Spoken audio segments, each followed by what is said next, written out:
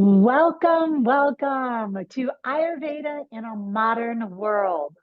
People do not decide their futures, they decide their habits, and their habits decide their future. I am Somah. Welcome to this fun series, masterclass webinar. And this was created after I did a series of summits. And the survey feedback was we want more free information on some of these golden nuggets. So I have absolutely jumped in. I'm super excited. Last week we had a different guest who was asking me questions. Today I have my friend in connection, Galen, who is a friend of another friend, a student who has come to me. And some of the questions that we posted that we're going to talk about are, help chill me out naturally. Why am I arguing with everybody around me? Can you help me fall asleep and stay asleep? Why am I so self-critical? And which habits are contributing to that? Are there certain essential oils that are safe for ingesting?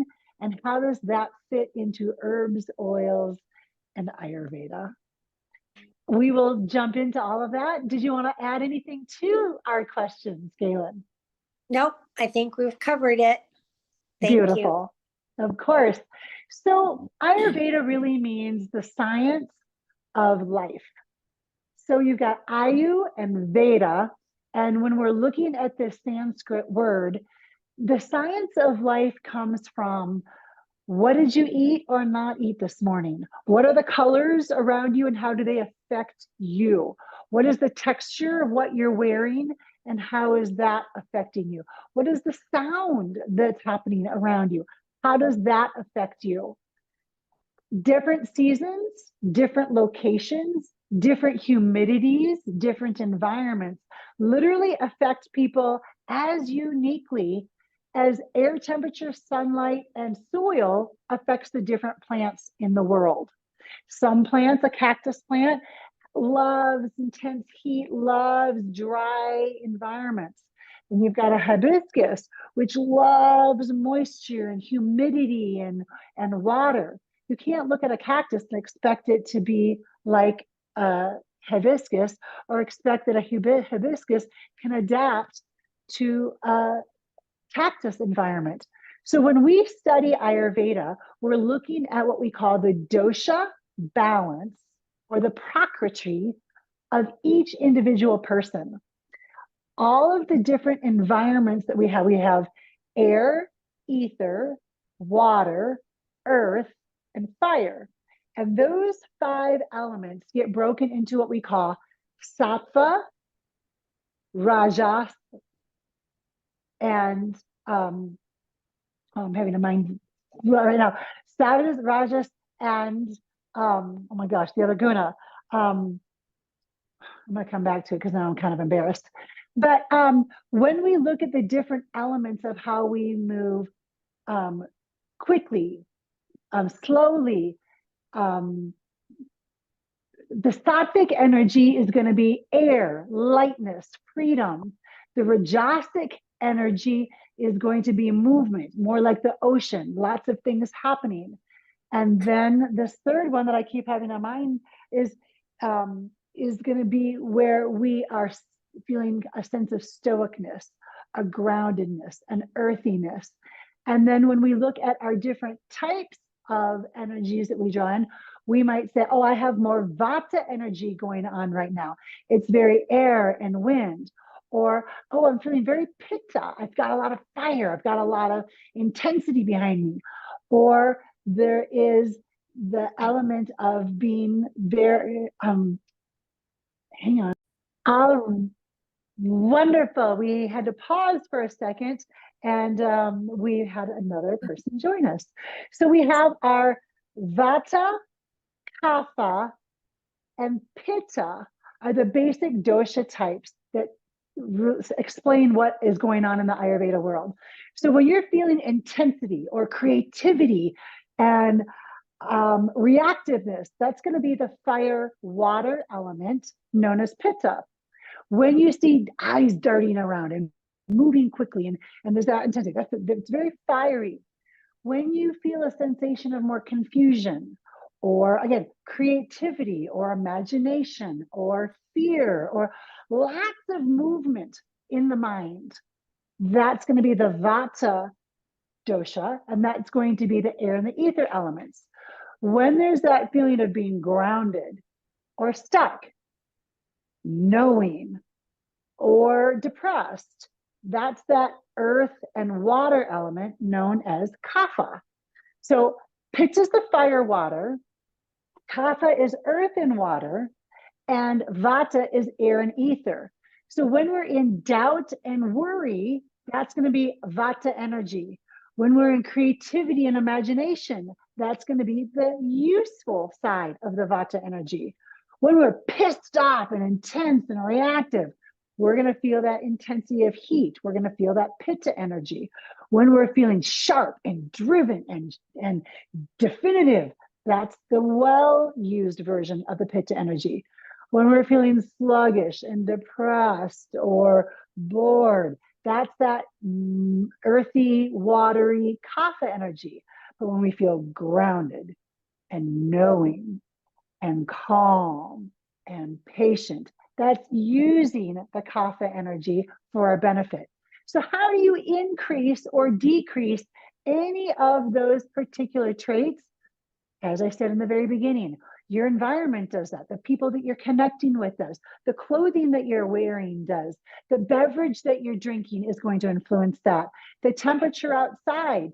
Today in Colorado, it's very, very rainy. It's cold. It's cool. It's kind of a Kapha Vata energy. We're coming into the fall month. So we're going to move from Pitta energy season into Vata energy season. For some people, that creates panic, that creates intensity, that creates so much movement of time that creates confusion. For other people, that creates excitement, that creates an imagination. They're excited about all the changes and the shifts and the movement. So when you have your constitution looked at by an Ayurvedic practitioner or physician, they will let you know what your chemical balances are like and how different influences can affect you. So if you drink a warm beverage that's soothing and calming, that may help somebody who's got doubt, fear, worry going on. But if you're overheated and you're feeling a sense of intensity, drinking something hot is going to accent that.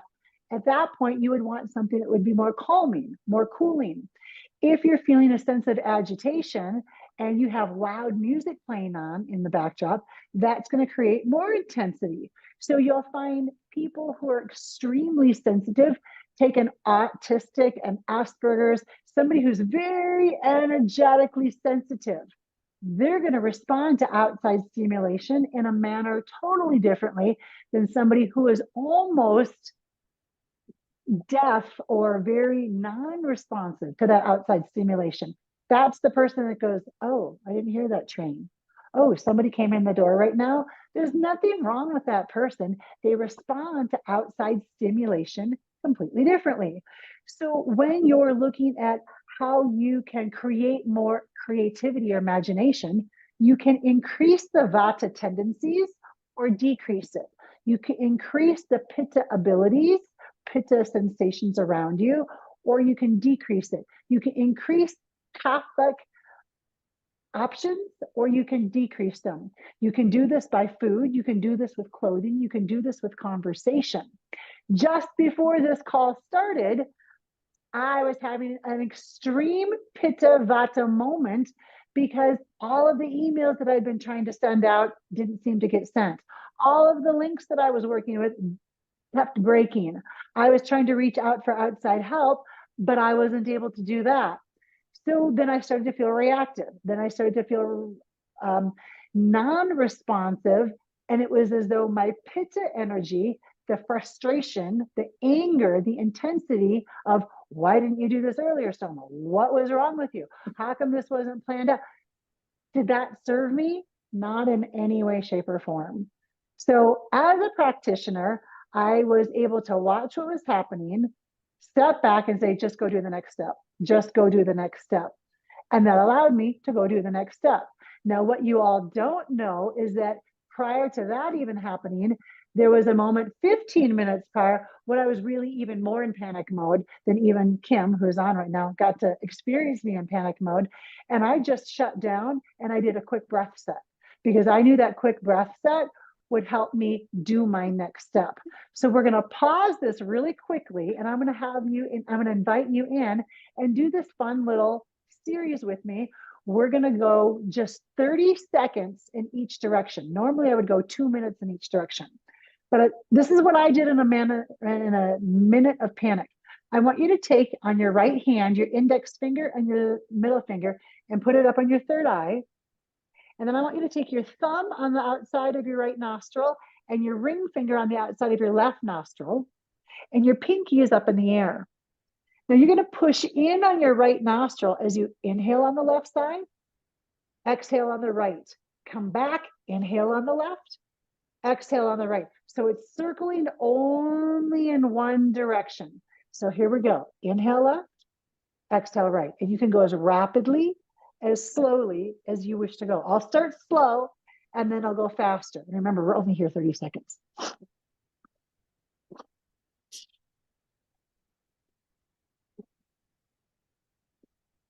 Now, here's what I did just before our call. You're pumping the navel as you blow out each time. So at any speed that serves you. But when I go more rapidly,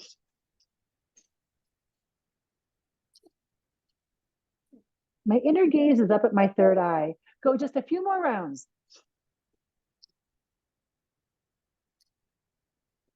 Now inhale through the left nostril, exhale through the right nostril.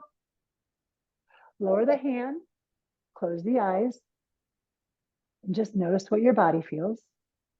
Did you shift the Pitta, Kapha, or Vata energy? Pitta being the fire, Vata being the air, Kapha being the earth. Now we're going to go the other direction. So the hand comes back up, same hand to the face. And you're going to press your ring finger into the left nostril as you inhale on the right side. Use the thumb, exhale on the left. Inhale right, exhale left. Now stay at that pace or pick it up. The inner gaze is up at the third eye and the navel is snapping in every time you exhale.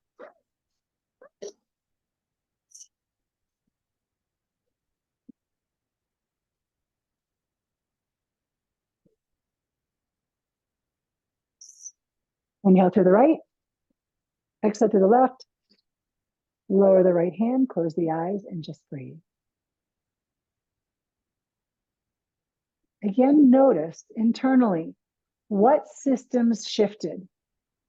How was that breath technique connected to your mind and your body, the physicality, your creativity, your clarity? Just take a few more moments and notice, what did you feel differently? And then go ahead and open your eyes. And maybe since there's just a few of us, we can just kind of go back and forth because I want this to be interactive. Kim, I'm going to jump on you first because I know you have a background in yoga and in teaching, so you're going to be less on the spot. And then, but Galen, I already know you, so I know you would be on the spot anyways. Explain to me how you felt in just that short time. And knowing, again, 2 minutes in each direction is really what I feel it takes to make a incredible shift. But in just that 30 to 45 seconds, Kim, each direction, what did you notice? I noticed a little bit of a shift just in my focus. And that's something I struggle with all the time. That's actually something I've never done, even with a yoga background. So it was super, super interesting. I don't know if it's because I'm sick too, but like I noticed just a sensation through here, which was very interesting. So it was definitely something I'm going to be I'm look forward to trying for a longer period of time and more intense emotions. Thank you. And great. And again, I knew that you had a background, but I doubted that you had done that practice. And I have a few more because I've done you can do different versions of yoga, you can do different versions of meditation. And I've taken my experience because of Ayurveda, and I've done intense, just breathwork intensives for months and months and months at a time. So you have to have a variety, otherwise you get pretty bored doing the same thing. But one of the things that I've noticed, especially when traveling, back to the stuffiness, whether it's allergies, a cold, or what I call the travel sniffles, just when you're traveling, you'll notice that the nose starts to get full. But that's an Ayurvedic gift. Do your nose get stuffy when you travel because it's trying to block from germs coming in that are foreign to the system? So we don't want to really clear that out because it stays stuffy so that no new information comes into the body that's foreign. When you do breath work slowly, so if I had known that she had a cold, and I probably should have done this just guiding, knowing that there are going to be a lot of people watching this on the replay, go slow. If I had a stuffy nose, I would go really slow. And I bet within a minute of going slow, you would be able to pick it up because you would be clearing the nose. Now, if you just launch right in with a stuffy nose, it'll push back away from you. But if you go gentle, yeah, is that what you noticed, Kim? I add, yes, I actually Yes. noticed going slow because I've been feeling some, I don't know if it's allergies, but anyway, Mucus, right? breathe all the things, and I was going slow, and it's so weird because almost the sensation of like if you were to use what's that stuff called that babies used to, vapor rub, Yep. like that sensation of vapor rub through the nostrils, and I was like, that is so interesting. Good.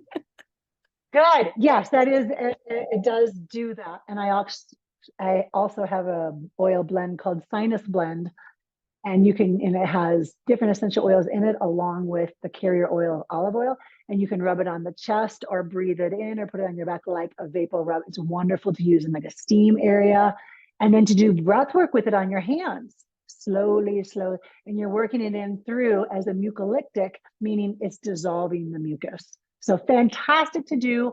And in Ayurveda, everything is about what's the tool that you have at hand that's free. Well, you've got your breath, you've got your hand, you've got your movement, you can go into the shower. You can technically say that it's not free because you have to, run water, but you could turn on a shower and just run the steam and do that. Thank you for that. Galen, tell me what your experience was doing the breath practice. Now, you have not done any of my classes as it relates to breathing or maybe you did the meditation course once, but I think you've been doing more of the oils classes. So was this new to you? And then how was the experience? You'll have to take yourself off mute.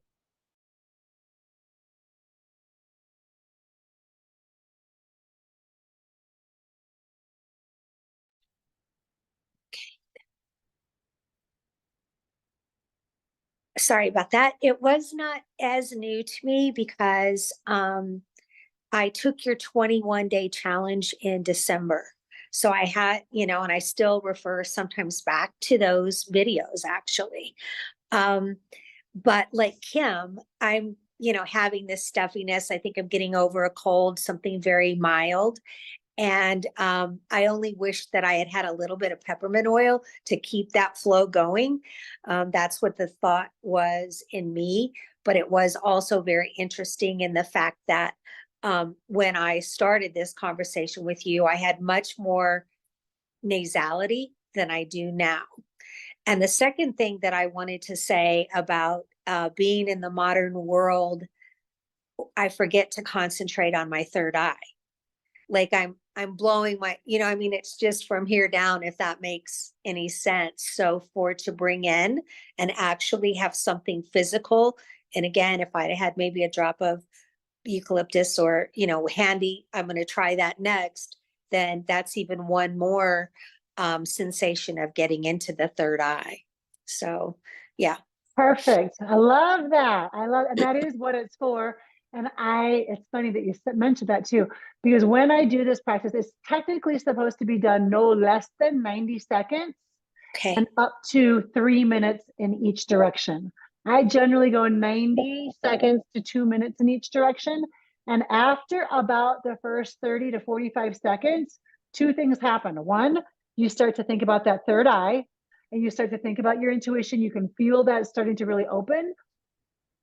And then secondly, I start to really stand back and I can see my thoughts. And it's literally like I see all my thoughts going around in a circle. And that's when I giggle. I'm like, oh my gosh, you were so irritated. Oh my gosh, you got so fun. Wow, you really thought you didn't know. And I just sit there and I observe. But I feel zero emotion. I just sit and observe. And so then I go the other direction. And it's that, wow, this is phenomenal. Wow. And there's so much observation that takes place. So if I'm triggered, I would say personally for Somah, that is my number one go-to if I am overcharged with Pitta energy or Kapha energy seems to be taking me low or Vata energy seems to be running away from me. So when any of my outside forces aren't in line, if my Pitta isn't driving me directly, or if my Kapha isn't keeping me calm, or if my Vata isn't creating the perfect level of imagination, then that is a fantastic opportunity to play with that breath technique and allow it to clear that channel of whatever it was that was mucusy. Because when we have allergies, when we have a cold, when you have mucus in the body, that's not isolated from what's going on in the mind. Right. You have mucus in the mind. It is all ever connected. And that's really what Ayurveda stands for. So when we talk about it being in a modern world, it's because the modern world, we're getting away from religion per se. You can have your religion, you can believe in whatever you want, but the modern world kind of is a little bit more accepting of there are lots of different spiritual paths that bring us to this end result. And that is, I'm here to self-heal. I am here to self-heal. And so the first thing that I listed in the questions was, help me chill out naturally. And why am I arguing with everybody around me? This breath technique and this revelation of how are you responding to your Ayurvedic influence right now is your first form of recourse. And I don't like talking about any of the different prakritis or balances in a negative, like, oh, I'm too Pitta overcharged right now. Let's not put Pitta in my back. Yeah. No, it's that I am not utilizing my Pitta energy to the best of my ability. So I've heard, oh, I'm so Kapha right now. Don't make Kapha sound bad. No, my Kapha energy is not getting the uplift that I would like to get from my Pitta and my Vata. So that's kind of just a personal pet peeve of mine. So let's not ever talk negatively about what these balances are. So chilling out, arguing, the argument, whenever you yell at anybody, whenever you insult anybody, whenever you get reactive to anybody, I know we know this, but I'm going to say this again. It's not about them. It's about you. It's about your response. 100% of the time as a parent, when you yell at your child, this precious thing that you love more than anything on the planet, you're not really angry at your child. You're angry that your ability to communicate hasn't been in a manner that's serving you and the child. That's the big cognitive philosophical thing of what's going on. And so when we can break down, why am I frustrated with myself right now? Why am I not able to communicate with my, child right now? Why am I not able to communicate with that lady across the street? Why am I? Because I'm having some level of disconnect from my system. So am I not sleeping well? Am I waking up in the middle of the night? Am I projecting worry into a situation that I have control or don't have control over? These are all things that are Vata connected. So we're allowing the air and the ether element of our mind get away from us. What increases that Vata tendency? Processed foods, airy foods, sugary foods, the change of seasons, the change of weather, the change of schedule, going back to school, going back to work, having a baby, moving, separating from a partner, getting connected to a new partner. Anytime you have a massive change, that's going to influence Vata energy. And the more that you can balance your Vata energy, the more you ride those changes. Some people travel very well. Other people, it doesn't matter. Every time they travel, they lose their bags. They get delayed. They get a cold. Rather than them picking on themselves for that, recognizing that Vata has a tendency to get misaligned. So if they can do things that are more nourishing ahead of time, if they can be prepared for this, they can have a breath technique, then when, not if, those things start to go awry, they have a certain level of, oh, this is how I'm going to handle that. When I get stuck in traffic, I'm going to listen to this audiobook because this audiobook calms me down. Not, oh, I hope I don't get stuck. No, I hate it when I get stuck. I'm traveling at a time that I'm likely going to get stuck in traffic. So I'm going to have a backup of a beverage, something to listen to.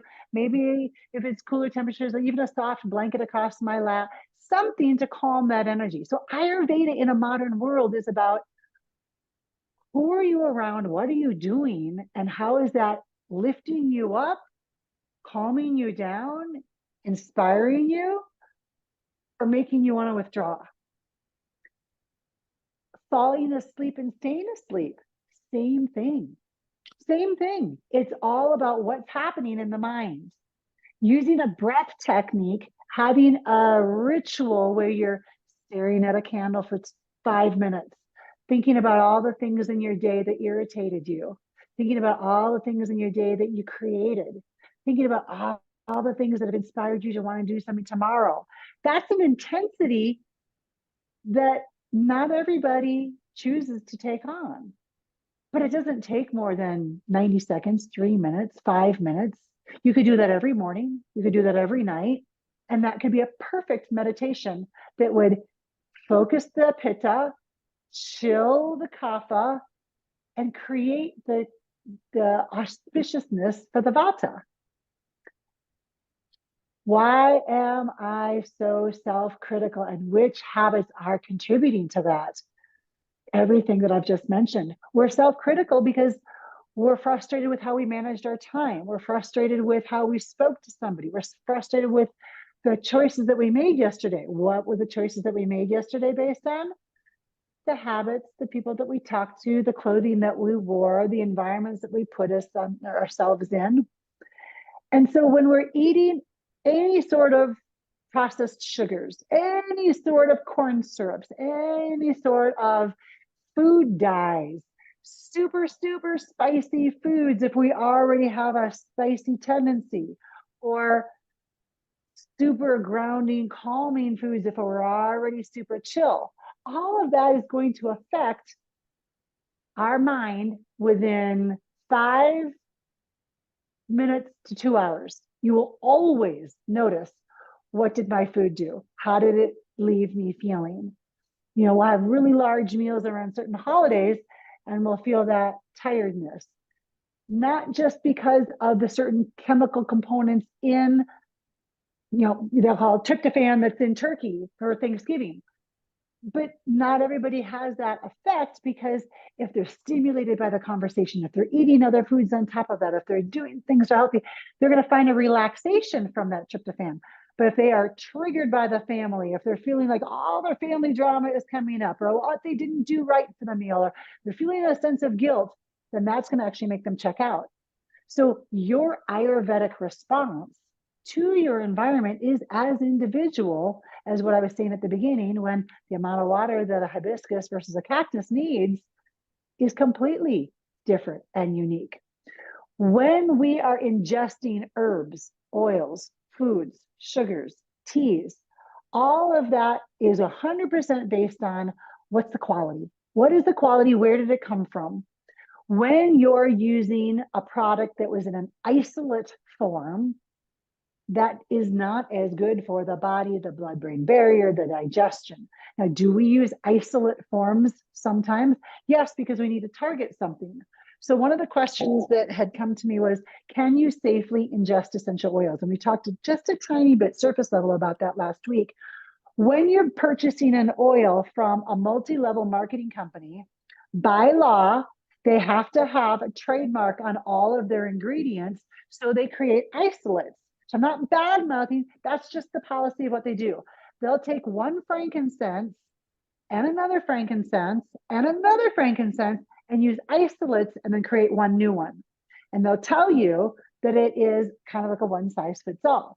They'll do that with a rosemary oil. They'll do that with a eucalyptus oil. They won't give you the specified species or genus. Without that information, I can't answer your question as to whether or not that's safe.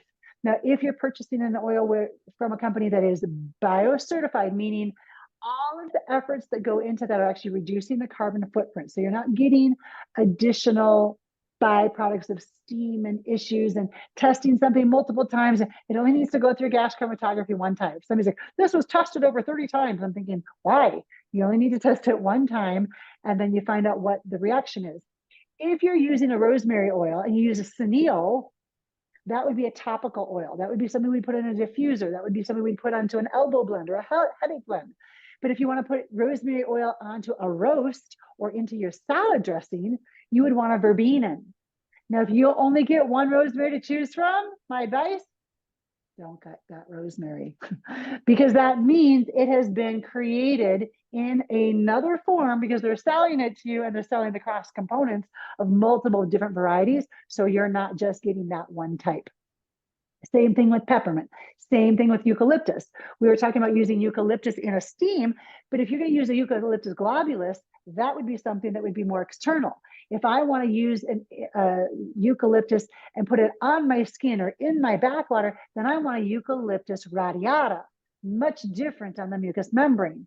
If you don't get to choose, they've created one for you. I would never, ever use internally an essential oil from a multi-level marketing company or from a company where I could not understand exactly what the species was. They are selling you on multiple different components created into one product and created into one environment so that they can use those other components and go, oh, we have real frankincense in this mouthwash. Yes, but not really. You have one isolate component in it, but you're missing some of these others. I think that what happened to my personal digestion when I went back to my Ayurvedic doctor and I had 23 different food allergies, I personally believe it was because I was originally back in 2010, 11, 12, working with a multi-level marketing company before I started my oil company. And I was ingesting essential oils all the time. I was putting them in water. And all of a sudden within 2 years, I was allergic to a huge number of foods. And I believe that it created holes in my gut lining and created more celiac issues.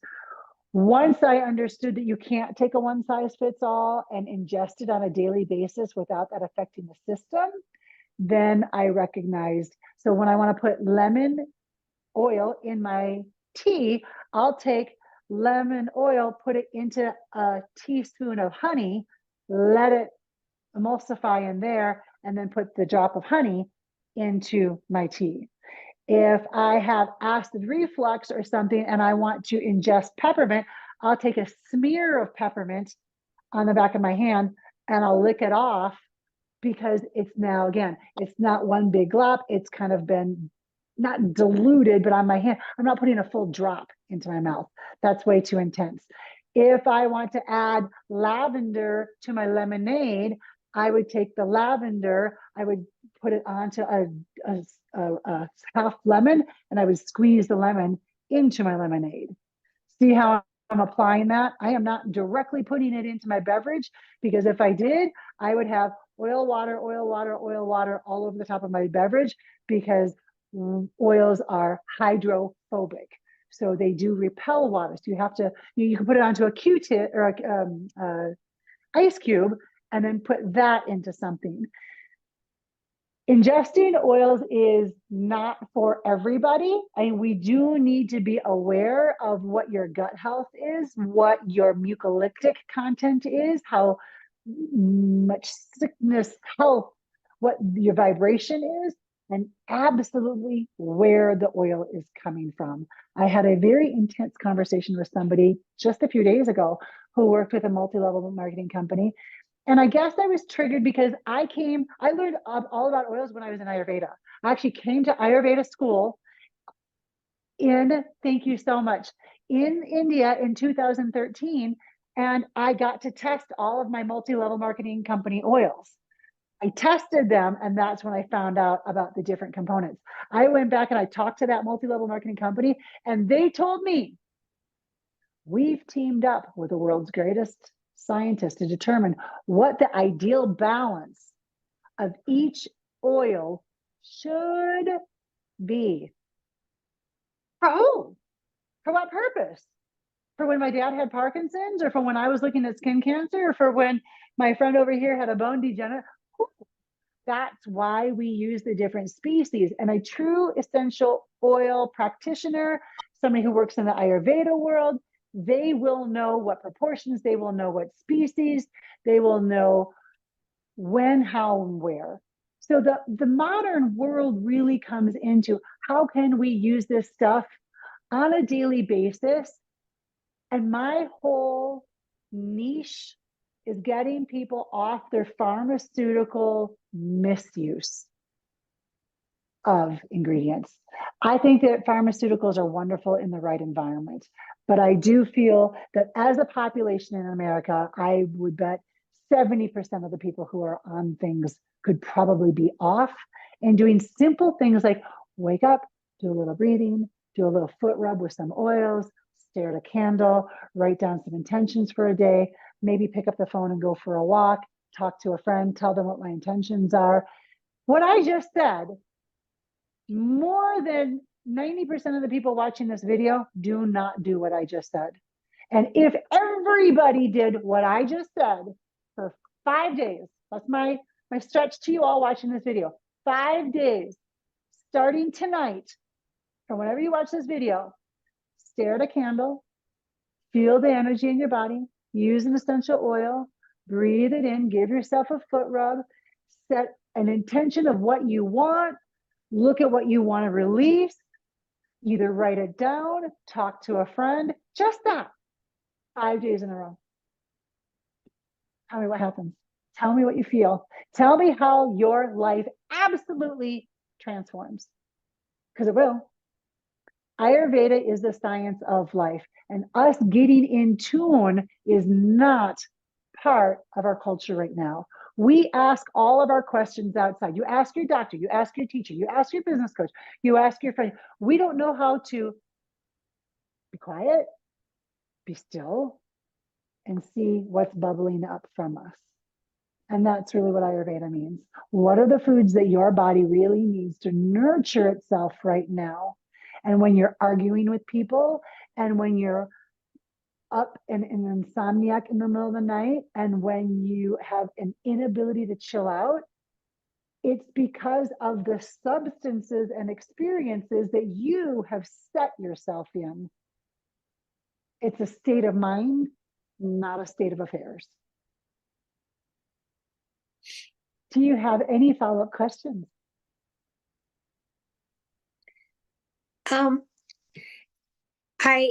Yes, I do.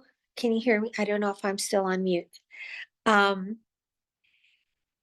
not, like, what is a multi-level marketing company? And I don't know if you're allowed to say like any name brands or anything on that, but I'm not sure where I'm getting what. Young Living, who else did something recently? Dr. Josh Axe. Anybody where by you purchasing, they benefit and they have an upline. So they're really more trying to get you to sign on 3 people, sign on 3 people, sign on 3 people. That's a multi-level marketing company. And I think multi-level marketing companies are fantastic in a regular retail world. My Ayurveda experience is any supplement, herb, oil, anything that you would ingest internally, anything that you take for health purposes, you will find a better, higher quality product that is not a multi-level marketing company. 100%. I have never, ever, ever found an herb, a supplement, an oil in a multi-level marketing company that wasn't somehow, some way diluted, adulterated, or shifted because it had to fall in their trademark for the marketing. So if you want to take supplements, if you want to drink certain beverages, if you want to take certain, like Purium was a thing for a while. And I knew a couple people who were in it. And I'm like, I did my own research. And if you wanted to take what the Purium was for, there were so many other better companies.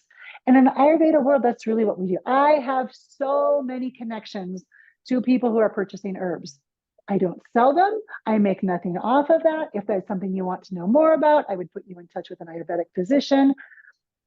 Ayumine, if you're in the Colorado area, Ayumine, fantastic facility in the Lakewood, Colorado area. They work with Ayurveda and psychedelics. And what they do with psychedelics is they find out what's going on in the nervous system. And they've taken people who have been on medications for 10, 15, 20 years, retired vets, war vets.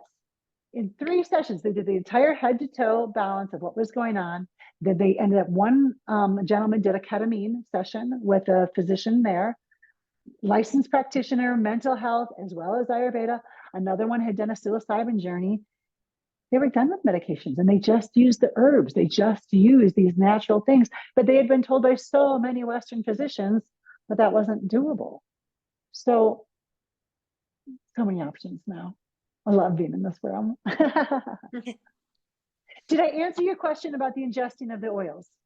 Yes, thank you very much. That was very in depth. Good. It is very interesting though, to think about what's available and what we put in our bodies, even though you think you're in a natural, holistic kind of mind But the frame, FDA said yes. So, and I don't think I've used any of the multi-marketing type of products. I generally stay with the like Auracacia kind of Yeah, brand. or Acacia, Wyndham, now they're just, so what happens, and I don't know if I said this in last week's webinar, but what happens is that when you're purchasing oils, when I'm in India, when I'm in Bulgaria and I'm there in the field and I'm meeting the people, I get to see who is buying what from where. And because they really cater to the person like me up through the person like Tasman's, where they want you to have anywhere from 5,000 to maybe 100,000 customers. You start to get more than that, you're going to end up having to have a lower quality product because not everybody is that interested in the higher quality product.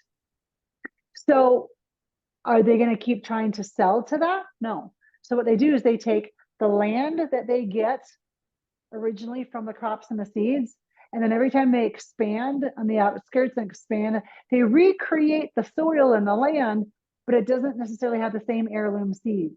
Or maybe that land got more damaged from hail, or maybe there was more issue with the watering, or maybe there were people that weren't able to pick that day and they had to come the next day and there was something off on the harvesting. Or anything that can go wrong, that will go wrong with crops, but you're still on organic land, or you're still this particular company.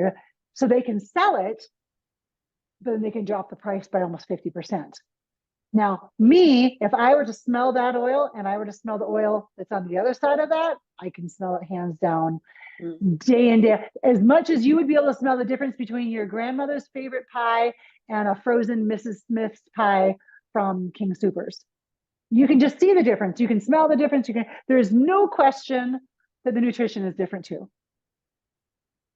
That's the oil situation. So when you get into Whole Foods, natural grocers, and even the health store, they're buying it such an amount, and they have to have a refund policy. So anybody could use 90% of the bottle and turn it back and say they don't like it, and the company has to take it back.